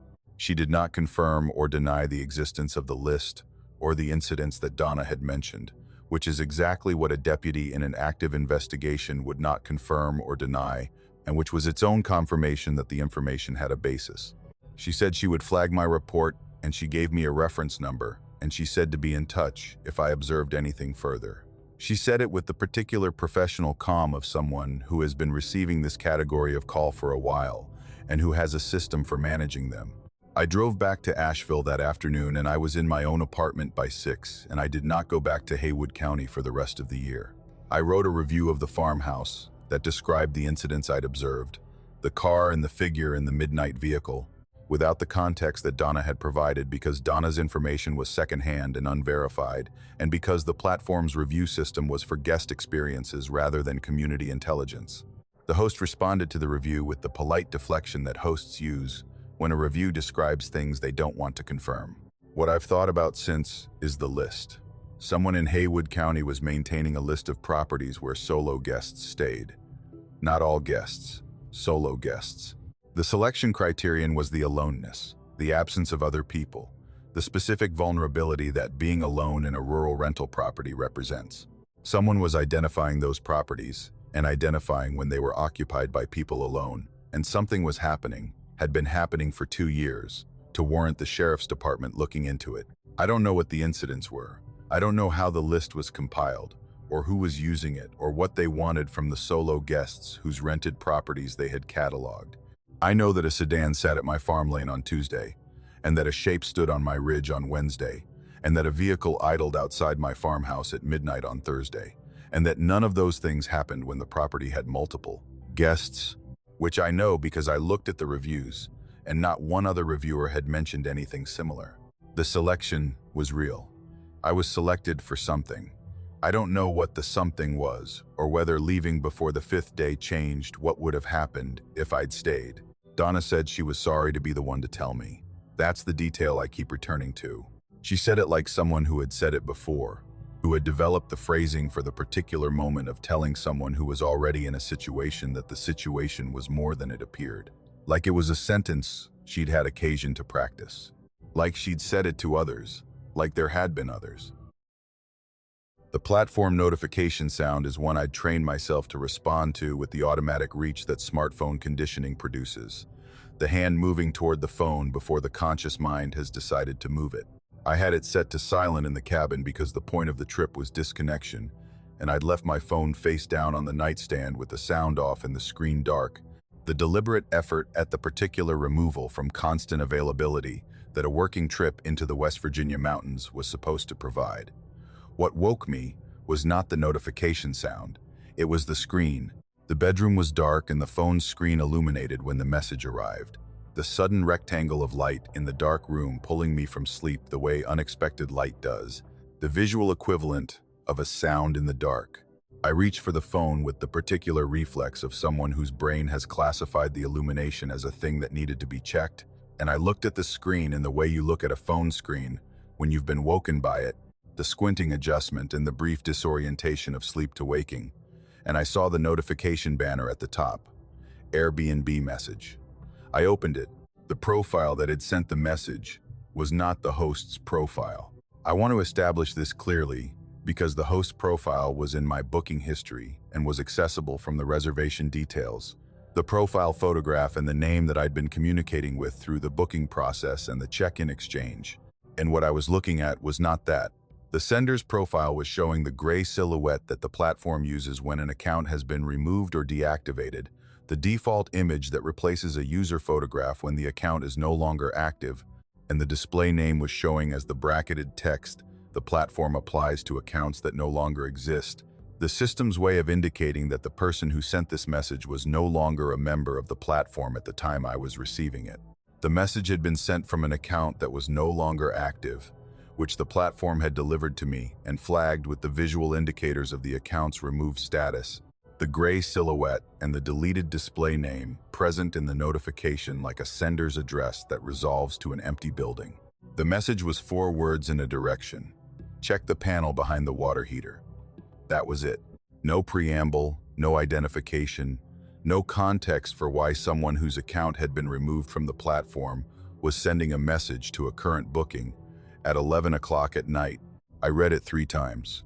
Not because the words were complex, but because each reading produced a slightly different processing of what the words implied. The brain cycling through the possibilities that 4 words and a direction contained. The first reading produced confusion, the simple non-comprehension of an unexpected thing. The second produced the question of who had sent it and how, the technical puzzle of a deleted account producing a deliverable message. The third produced the consideration of the direction itself, the specific instruction to check a specific location in a specific cabin that a deleted account had somehow known I was in. I got up. I'm not going to pretend I made a fully considered decision to get up, the way you'd make a decision if you were fully awake and in possession of all the reasoning you'd want to apply to the situation. I got up in the way that the combination of wakefulness and the message and the 3 readings produced, the body implementing the response that the brain was still arguing about. The cabin was a 1-story structure in Pocahontas County, the rental that I'd booked for 3 nights in the late fall, for reasons that were primarily about the distance from my regular life and the particular blankness that a cabin in the mountains with no plans provides when everything else is too scheduled and too full. The cabin had been someone's hunting cabin in an earlier life and had been updated for rental without losing the particular utilitarian character of a structure built for function rather than aesthetics. The rooms spare and practical, The storage ample, the infrastructure visible in the way that mountain hunting cabins make their infrastructure visible, because hiding it behind finished walls was never the priority. The utility closet was off the kitchen, accessible through a door that had a hook-and-eye latch at the top, the kind of latch that keeps a door from swinging open, rather than securing it. I unlatched it with my phone flashlight on, and I looked into the utility closet. The water heater was on the right side, a propane unit that was newer than the rest of the cabin's infrastructure. The white cylindrical tank, and the connection hardware, and the vent pipe rising to the ceiling. The breaker panel was on the back wall, the gray metal box that rural cabins have carried since the grid reached them. The panel face showing the breaker switches labeled in a hand as old as the panel. And behind the water heater, in the space between the tank's right side and the closet's corner, there was a section of wall that wasn't the same as the rest of the closet wall. The difference was visible in the flashlight. The rest of the closet's walls were the original lumber and drywall of the cabin's construction, decades old, the surface showing the particular aging that utility spaces accumulate when they're functional rather than maintained. The section behind the water heater was newer. The drywall, a different shade in the way that new work sits in old space before the years equalize the surfaces, and the screws holding it were in positions that weren't quite the positions of original installation, the off-center placement of screws that have been removed and replaced rather than placed once and left. Someone had cut out a section of the utility closet wall and replaced it with new drywall and re-screwed it into place, and the replacement was visible as a replacement to anyone looking at it with a direct light at close range. I stood in the utility closet with the flashlight on the panel, and I thought about who had sent the message. The account was deactivated, which the platform applied to accounts that had been removed, which happened when a host or guest violated platform terms, or when an account was reported, or when a user deleted their own account. A previous guest, most plausibly. Someone who had stayed in this cabin and had found this panel, and had, for reasons I couldn't know from 4 words, decided to send a message to the next guest about it. Someone who no longer had an active account on the platform, either because they'd been removed or because they'd left, and who had sent the message from whatever state their account was in when they sent it. The message had been sitting in a deactivated accounts outbox, waiting for the trigger that would deliver it, or the message had been scheduled, or the account had been active when the message was sent and had been deactivated afterward. The timeline of account removal and message delivery, producing the gray silhouette I'd seen in the notification. I didn't know which of these was true. I didn't know the account's history, or the person behind it, or what they'd found in this closet, or why they'd chosen to communicate about it in this way, rather than reporting it to the host or to the platform through official channels. What I knew was that someone had been in this cabin before me and had found the panel behind the water heater significant enough to message the next occupant about it, and had done so in a way that suggested they hadn't felt safe, reporting it through the channels that would have identified them to the cabin's owner. I stood in the utility closet, and I made the decision I made. I didn't open the panel. I want to be honest about this because the not opening is the part of the story that I've questioned most in the months since. The decision point where the choice I made was the choice of self-preservation over information, and where I've wondered what the information would have been. I looked at the panel and I thought about what was behind it.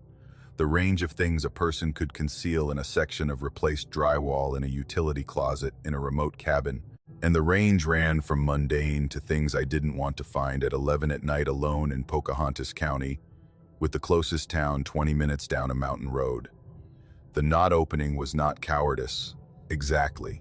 It was the assessment that whatever was behind the panel was going to be something I couldn't unknow, and that the right conditions for that kind of unknowing were not 11 o'clock on a Wednesday night in a dark cabin with no other person present and no cell service reliable enough to produce a call, if the thing I found warranted.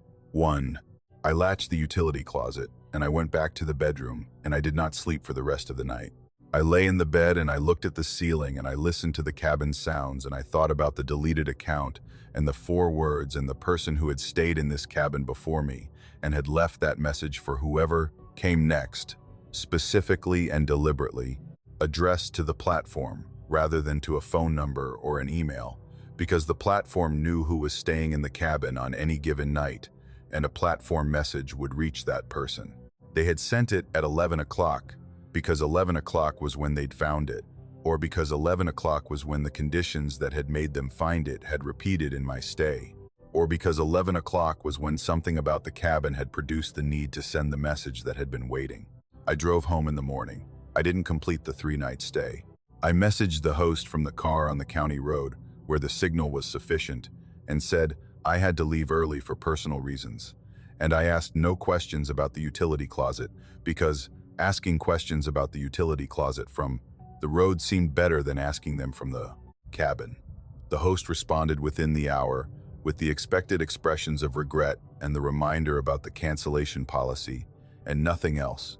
No mention of any concern about my early departure, nothing that said she knew what was in the utility closet.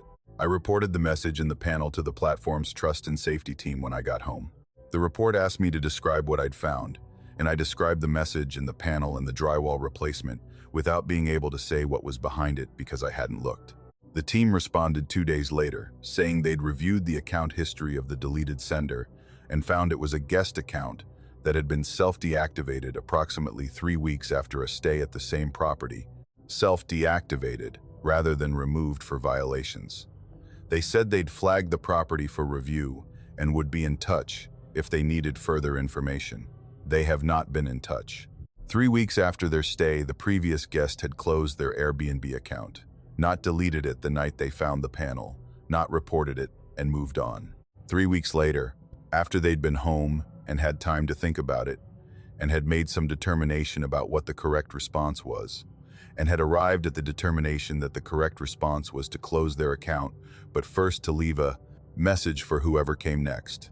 I've thought about those 3 weeks, what they thought about and what they decided, and why the deciding took 3 weeks, and why the message rather than a report, why they told the next guest and not the platform or the host or the police.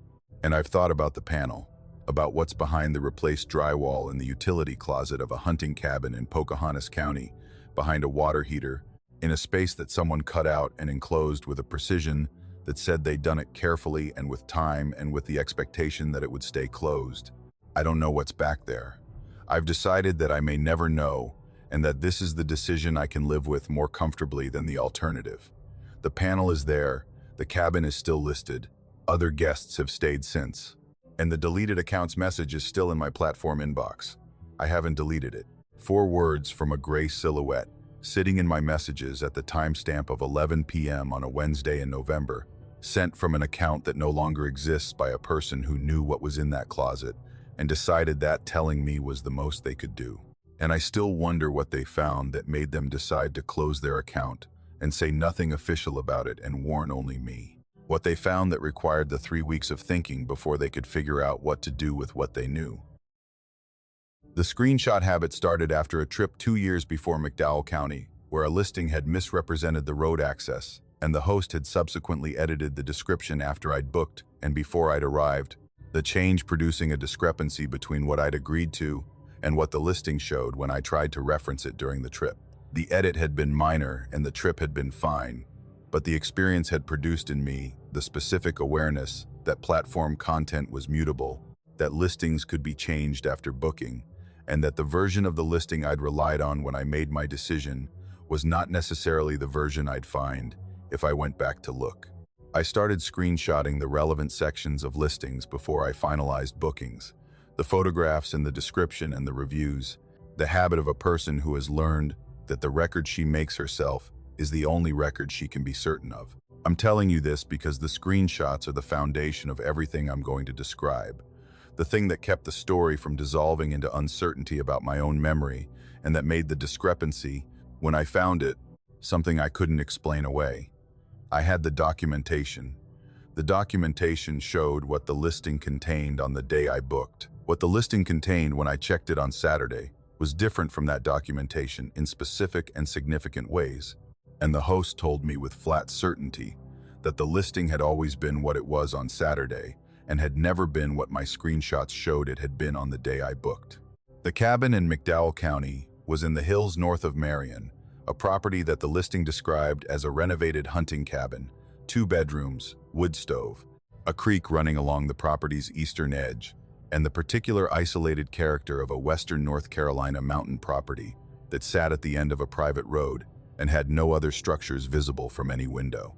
I'd booked it in September for a long weekend starting on a Friday, 4 nights, a solo trip of the kind that I took 3 or 4 times a year, and the booking process had been routine in all the ways that routine bookings are routine.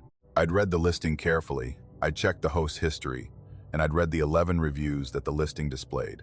The 11 reviews were uniformly positive, which was consistent with a well-run property that had been attracting the kind of guests who left good reviews, the hikers and the nature retreaters and the people seeking the mountain quiet that the listing offered. I read each review before booking, the practice of a thorough researcher, and the reviews produced the confidence that 11 consistent positives across the platform's verification system produce. The most recent review had been posted 6 weeks before my booking date, left by a woman whose profile showed her as a verified user with several previous reviews on other properties, a review pattern that suggested a real person with a real track record rather than a manufactured account. Her review was 3 paragraphs. The first 2 described the cabin's physical qualities and the hiking she'd done on the property's trail system, with the specific detail of a person who had genuinely been there and had genuinely paid attention. The third paragraph was 1 sentence. She wrote that she had felt completely safe and comfortable for the entirety of her 4-night stay, and I had read that sentence with the particular attention I gave to safety language in reviews from women who had stayed alone, and it had reassured me, and I had booked. I screenshotted the listing before I finalized the booking. The screenshots showed 11 reviews, the full text of the most recent one visible in the capture, the sentence about feeling completely safe and comfortable, clear and readable in the image. The drive to McDowell County took about 90 minutes from Asheville on a Friday afternoon in October, the highway east and then the county road north. And then the private road that the listing had noted required a careful approach, the road narrow but passable. The cabin was at the road's end in a hollow formed by 2 ridges, the property sitting where the hollow opened slightly, the creek audible from the parking area, the wood stove chimney visible above the roofline against the October sky.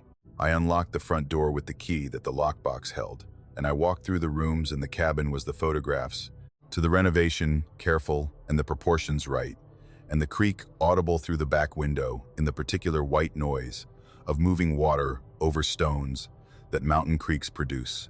I settled in. I made dinner. I sat with the wood stove going until 11, and then I went to sleep in the back bedroom, and the first night was undisturbed. Saturday morning, I opened the Airbnb app to find the host's phone number. I didn't have it saved, and I needed it to ask about the trail access, whether the creek crossing on the eastern trail was safe to ford given the recent rain. I navigated to the booking details, and from there to the listing, and I opened the reviews section. 7 reviews, not 11. I looked at the display and I looked at the number, and I did the particular thing that a person does when what they're seeing doesn't match what they're expecting. The look away and look again that tests whether the discrepancy survives a second reading. 7 reviews. I scrolled through them. The earliest ones were there, the reviews from 2 and 3 years ago that I'd read before booking. The middle reviews were there. The 4 most recent reviews were absent, including the one from 6 weeks ago, the review from the woman who had stayed alone for 4 nights and had written about feeling completely safe.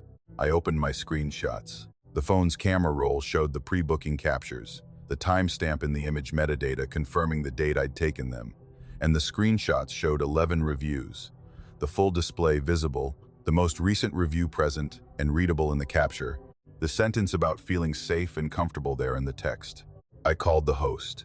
Her name was Renata. I'd exchanged a few messages with her during the booking process, and she'd been prompt and professional, and she answered on the second ring. I described what I was seeing, 7 reviews on the listing versus the 11 I'd screenshotted before booking, and I named the 4 that had been removed, including the most recent one. I said I had screenshots that showed the listing as it had been when I booked. She said she didn't know what I was talking about. She said this directly, and without the pause that confusion produces before a person composes a response, the particular immediacy of her statement landing as the statement of someone who had already decided what to say. She said the listing had always had 7 reviews and that she didn't know what I was looking at. I said I had screenshots. She said screenshots could be edited. I said I had the metadata showing the capture date. She said she was sorry I was confused, and she hoped I was enjoying the cabin, and she said goodbye before I could respond further. I sat on the back porch of the cabin for a long time after that call. The creek ran below the property, and the October sky was flat overcast, and the ridges on both sides of the hollow held their tree cover in the particular gray-brown of late October, after the color peaks, and before the leaves come, fully down. I looked at the screenshots on my phone, and then I looked at the listing, and I did this several times.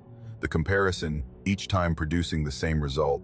The documentation and the current listing containing different numbers and different reviews, and a host who had told me, with flat certainty, that the difference didn't exist. I thought about the 4 removed reviews. Not all of them, specifically, but the pattern of their removal.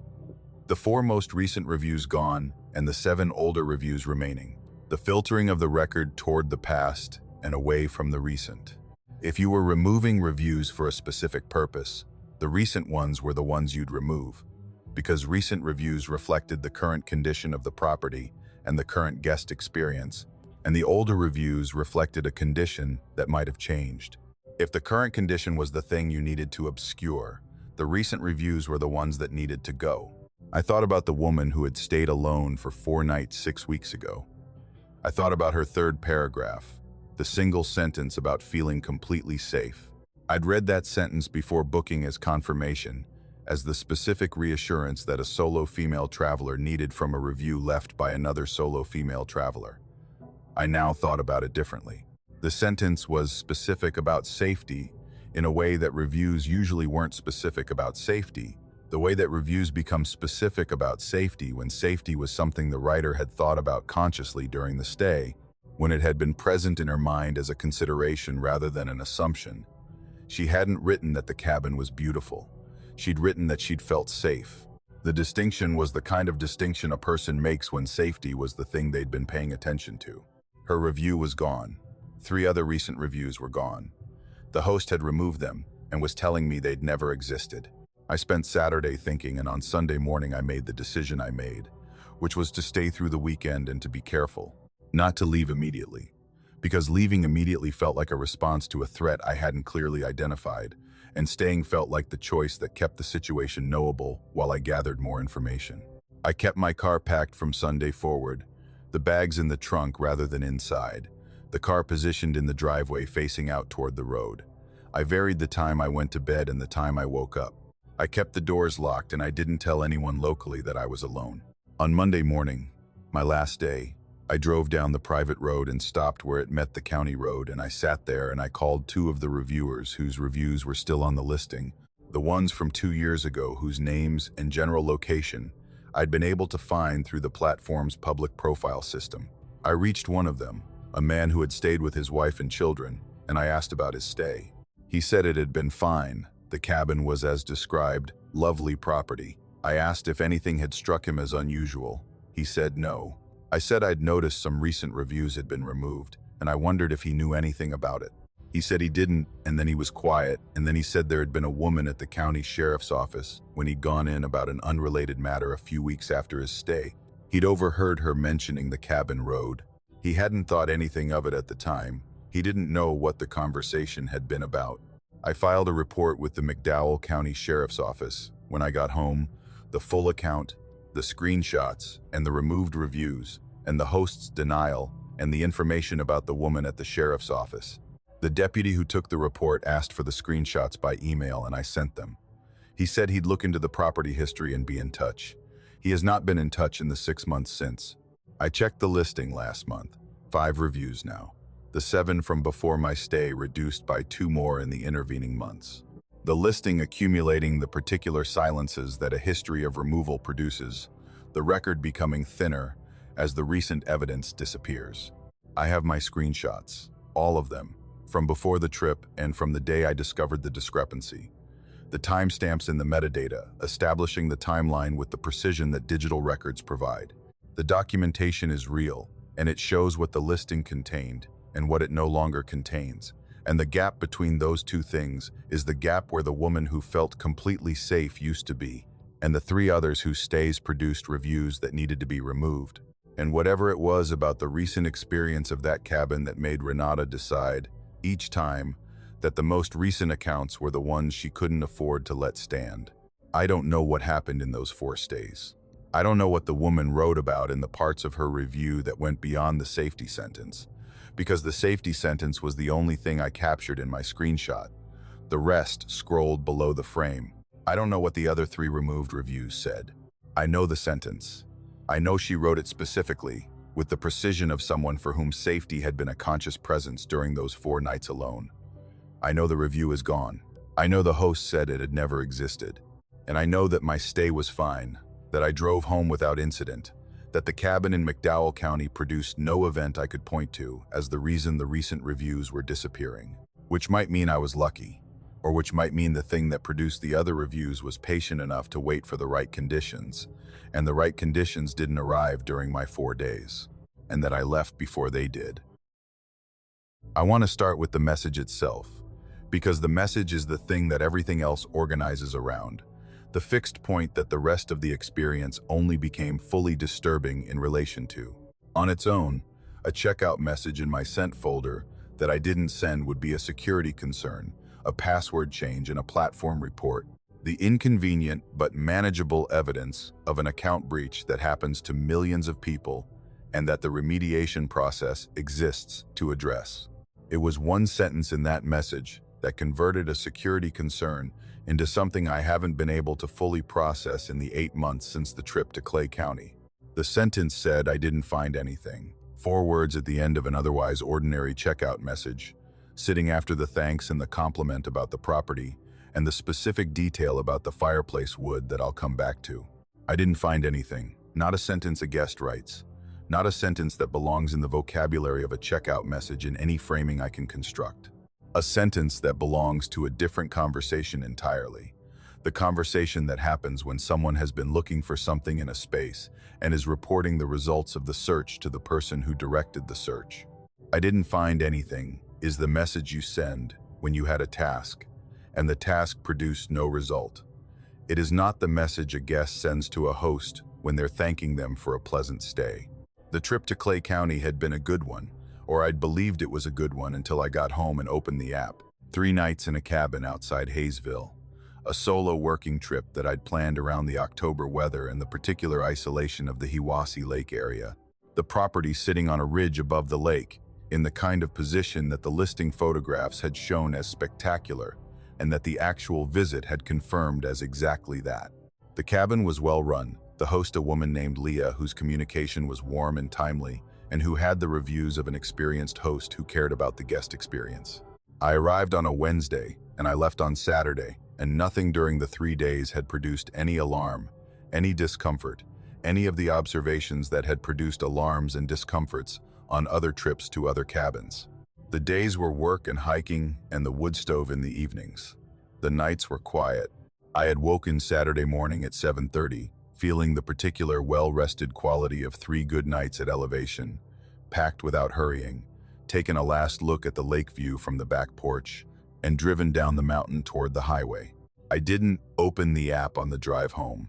I had the radio on and I was thinking about the project I'd been working on, and the 2.5 hours passed without the phone in my hand, which was how I preferred to drive.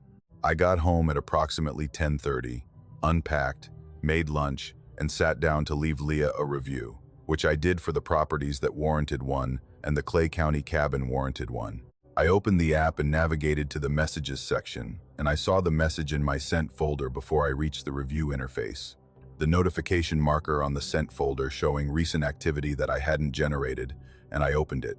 The message was time-stamped, 6:14 a.m. on Saturday. I had been asleep at 6:14 on Saturday. The message was addressed to Leah, and it was written in my voice, which is the detail that required the most sitting with before I could describe it accurately. Not approximately my voice, not a generic version of polite guest communication that might loosely resemble how I wrote, my voice. The specific register I used when I communicated with hosts, the slightly formal courtesy of a person who was raised to write thank you notes and who carried that into digital communication as a matter of habit. The word choices were mine. The sentence structure was mine. The way I phrased the opening gratitude and the specific mention of the property features I'd appreciated were the way I would have phrased them if I had written the message myself. The detail about the fireplace wood was the particular element that I read and reread. The message said I'd left the remaining firewood restacked neatly beside the stove, which was true, I had done that on Friday evening before bed because restacking the wood I'd used felt like the right thing to do in a rented space. I had not mentioned it to anyone. The host had not asked about it. It was a detail that existed only in the cabin on Friday evening when I did it, and in the knowledge of whoever was in the cabin or observing the cabin when I did it. And it was in the message that I had not written. Someone had accessed my account from Clay County at 9:47 on Friday evening. I found this in the login history after I changed my password and ran the security audit that the discovery of the unauthorized message made urgent. The login history showed device and location for each session, not precise coordinates, but the region-level location data that the platform captured. And the session at 9:47 showed a device I didn't recognize accessing my account from a location in Clay County. At 9:47 on Friday evening, I had been at the cabin, with my phone on the kitchen table, while I sat in the main room reading. Someone in Clay County, in the same county as the cabin, had logged into my Airbnb account on a device that wasn't mine. My phone had been on the kitchen table. I had been 10 feet from it. I had not noticed anyone near it, and I had not been away from the cabin during Friday evening. The login at 9:47 had not been made on my phone. It had been made on a different device by someone who had my account credentials and who was in Clay County when they used them. I sat with the security audit results, and I went through the implications in the particular, methodical way that the situation demanded. Credentials could be obtained through phishing or through a data breach in a service where I'd reused a password, neither of which required physical proximity to me or the cabin. The Clay County location was the detail that resisted that explanation. The detail that said whoever had accessed my account had been near the cabin when they did it, which was either coincidence or not coincidence. And the sentence at the end of the message they'd composed was the thing that said it was not coincidence. I didn't find anything.